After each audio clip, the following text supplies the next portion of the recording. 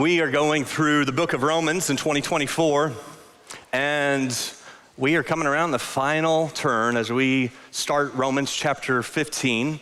We're in this series called The Separation of Church and Hate, and as we've talked about, Paul is addressing believers in Rome who were facing potential division and disunity over this conflict concerning what he just calls disputable matters, or matters of opinion, matters of interpretation.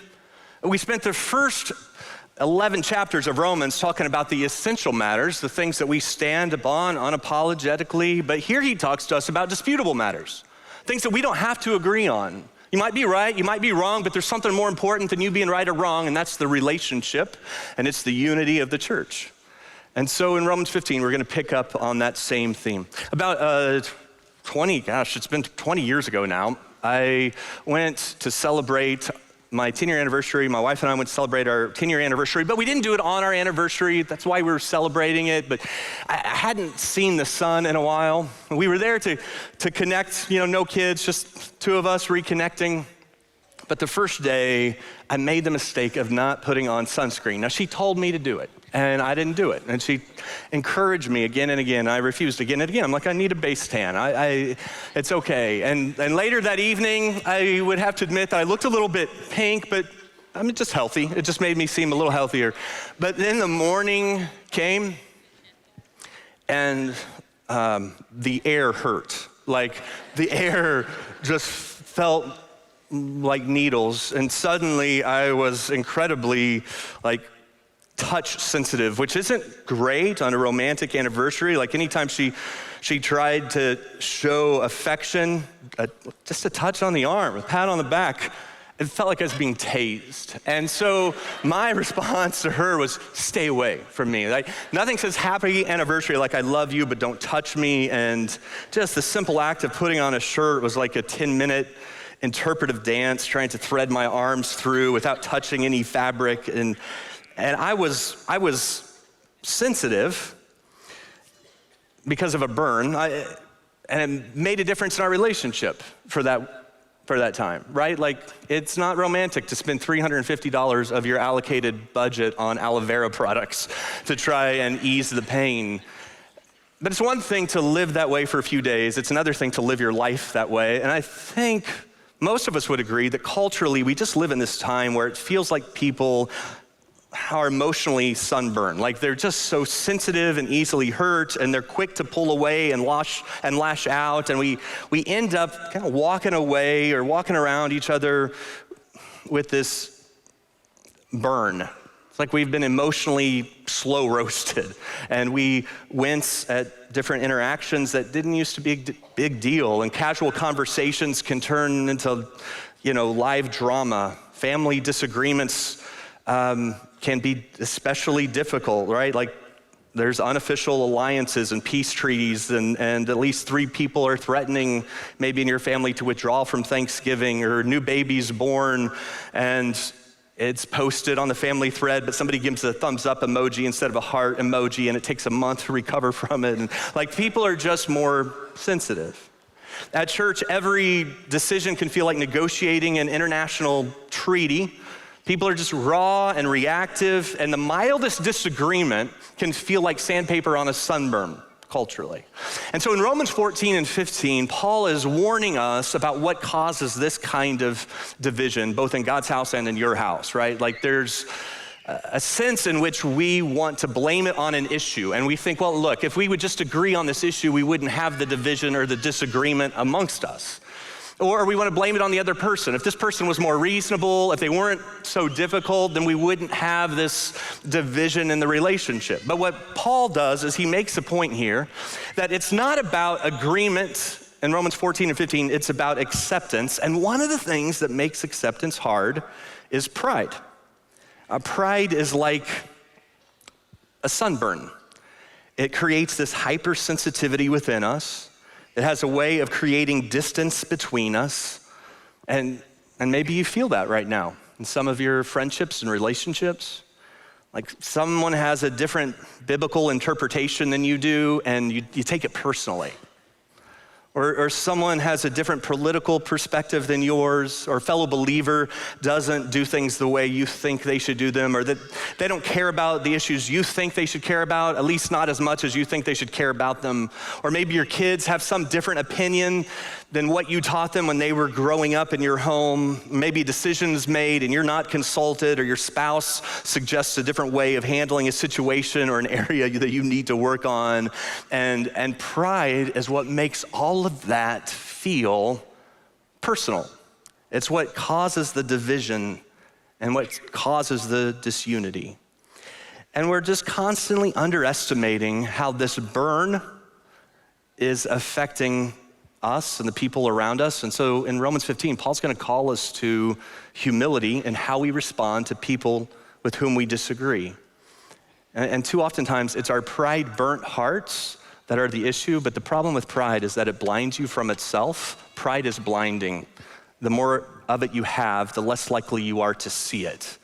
And so in Romans 15, we pick up, and Paul's gonna encourage us to have an open-armed embrace. We talked about that's what the word accept literally means in Romans 14 and 15. It's not a reluctant acceptance, it is a open-armed embrace. It's not a forced tolerance, it's an open-armed embrace. The thing about an open-armed embrace, it's hard to do with someone if you are burned, right? If you're really sensitive, it's hard to accept people that way. So Romans 15, verse 1, we're just gonna go verse by verse through these 7 verses as we start chapter 15. We who are strong ought to bear with the failings of the weak and not to please ourselves.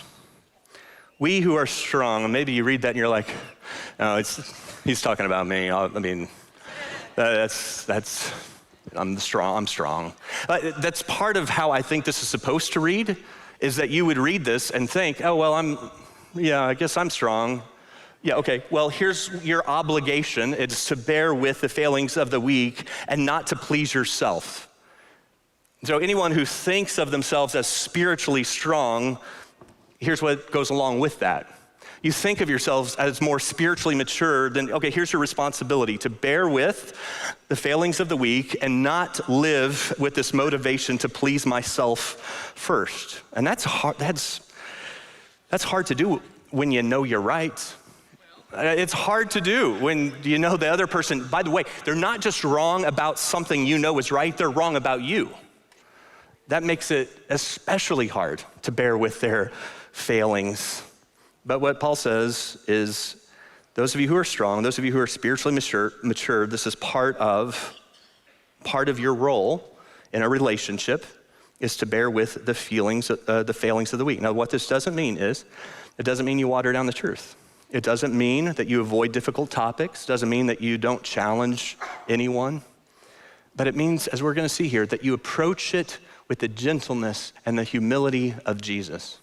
It means sometimes you sacrifice your right to be right for the relationship. Verse 22, when he's talking about these disputable matters, what's he say to them? He says, hey, whatever you believe about these things, keep between yourself and God. Hey, you believe what you want to about these things. I'm not gonna try to talk you out of it, but stop making this a point in your relationships. They know what you think. They know what you believe. They know where you stand. You don't have to bring it up every time you're around.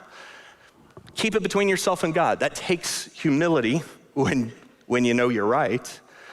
And so he tells us to bear with the failings of the weak. I want to unpack that a little bit by telling you 2 different stories. The first one's a parable. The second one's a true story, to help us think through how to apply it.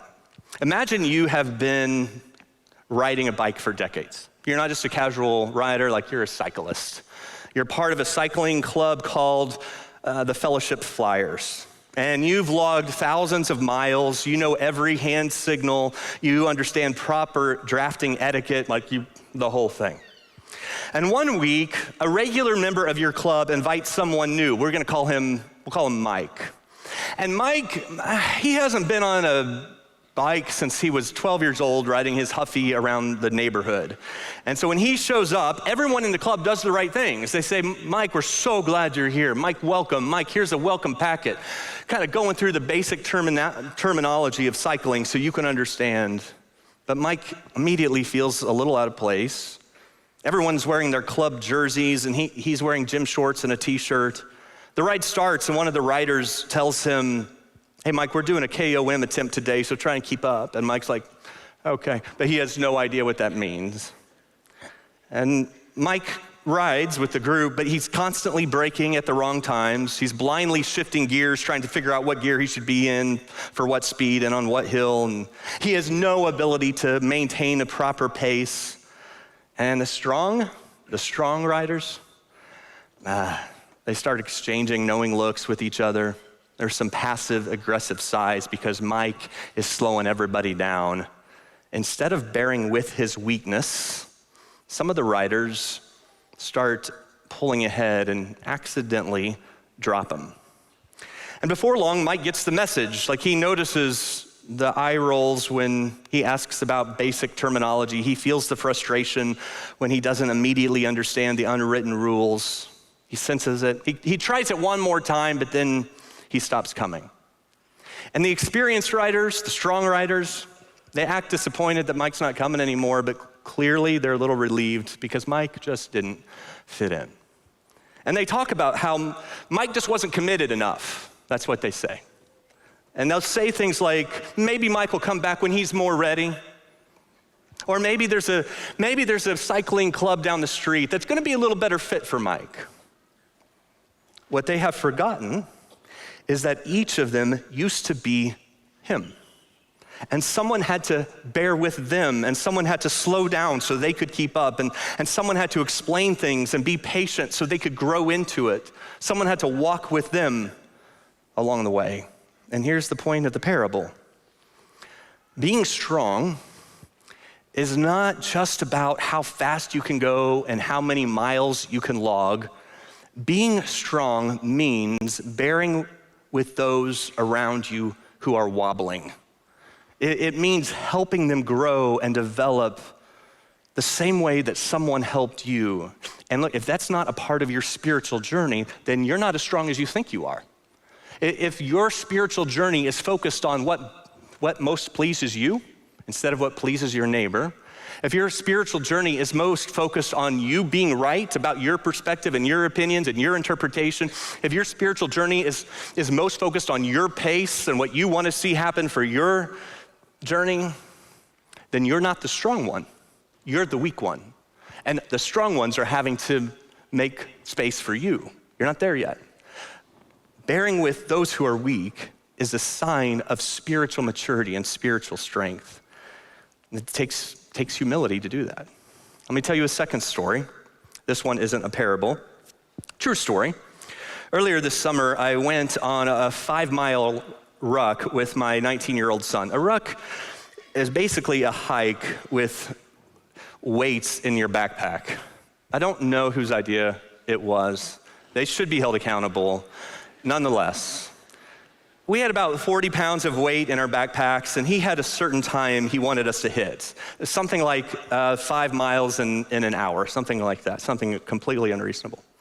And I started off strong with my 40-pound pack, but as we came to the last mile, like I was having trouble keeping up with the pace, and the pace was needed for us to hit our time that we were trying to hit. And so eventually I said to him, hey, go ahead without me. And he's like, no, it doesn't count if we don't finish it together. We got to finish it together. He kept pushing me. And a few times he offered to take one of the weights out of my backpack as if that would ever be allowed. Like, I would rather pass out on the side of the road and never have my body found than take a weight out of my backpack and hand it to my son. I wasn't gonna do it, but eventually he slowed down. At first I thought I was speeding up and catching him. Eventually he slowed down, and once I took a step past him, he pulled out a weight, started carrying it down the road, pulled out a 10-pound weight out of my backpack and took off in front of me. I took this picture of my view on it. You can see here, this is my weight in his hand that he's carrying as if it's a small pebble. But he's got the weight and he's walking ahead of me. And I'm just gonna be really honest. This was really hard for me as a father. It was hard for me to watch my son bear the weight I was supposed to carry. Why? because it was humbling. It was really humbling. In order for us to finish, the stronger needed to help bear the weight of the weak, and the weak needed to find the strength to share it. In both these stories, the bike club and my ruck, listen, pride shows up in two different ways. There's the pride that keeps the strong from slowing down, but there's also the pride that keeps the weak from accepting help. Pride that keeps the strong from helping, and then pride that keeps the weak from accepting help. My son was strong enough to carry the extra weight, but was I strong enough to let him? And sometimes the greatest test of your humility within the body of Christ and within your own families isn't your willingness to help others, it is your willingness to let others help you. That kind of humility requires a strength that is hard, where you say, I think I'm weak right now. I think I need some strength. And so Paul says part of the purpose of the church is that we do this for one another. We bear with one another. We bear with the weak. The goal isn't to make weak people comfortable in their weakness, but to build them up towards strength. Verse 2, each of us should please our neighbor for their good to build them up. Each of us just means, that's all of us. We're all included in this. This is how unity works. You know this in your own family and workplaces. If you get one or two people who say, no, I'm out, it creates disunity, it creates problems for everybody. It just takes one or two people who say, yeah, I'm not gonna do this. I think I'm gonna please myself. I'm gonna do what's in my best interests. I'm gonna put my needs ahead of everyone else's. But when each of us says, this is the spirit I'm gonna have, that's how unity takes place. Each of us, it says, should please. That phrase just means intentional effort, right? Like you're not gonna do this passively. You're going to be intentional with it. You're gonna find ways to please your neighbor. Neighbor is just those in close proximity, those that you have regular interaction with. And so the context of this passage, the context of this is doing it for the people you don't wanna do it for. See, what a lot of us do is we see this and we immediately wanna apply it to the people we like to apply it to. But that's not what this is. The context of this passage is the people who are disagreeing and difficult and don't see things the way you do, that you have this approach with them, that you make an intentional effort with them. So let's apply it. In your mind, identify someone like this that you have regular interaction with. Someone who's difficult, or at least this season has been difficult.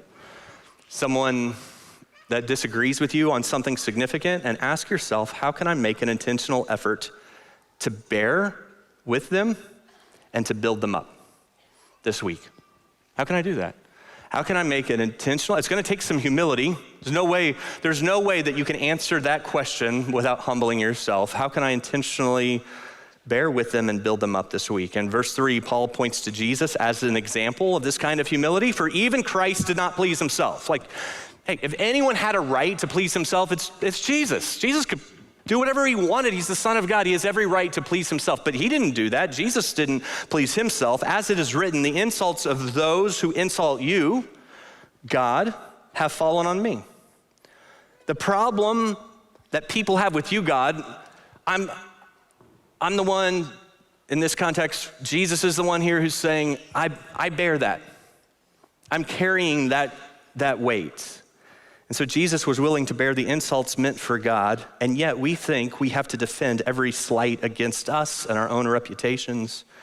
And so Jesus reminds us, by his example, that the path towards healthy relationships is not always proving that you're right. Sometimes it's being willing to absorb wrong that you did not deserve and that you did not have coming. But he did this for the sake of the kingdom, for the sake of relationships. He did it. And just think about this with me. In the Gospels, Jesus had every right to defend himself. Because, he was always right. But he rarely ever does, if ever.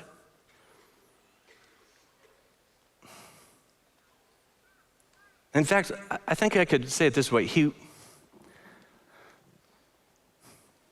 didn't just defend his rightness, even though he was always right, but he didn't defend his reputation, what other people thought of him. And I'm just kind of overwhelmed by it. And if I'm honest, I just look at the way that I will internally process criticism, how I will feel when someone strongly disagrees with me, the way I get defensive. If I hear some rumor being spread, I just want to correct it. And Jesus just really did not do it. And so in the Gospels, they call him a glutton and a drunkard. That's what they say about him. And Jesus doesn't fight it. He doesn't get upset and say, hey, wait, you guys can't say that about me. Don't you even know the reason I'm doing it? I'm spending time with these people because God loves them. And he doesn't try to build an argument or make his case. He just lets them talk.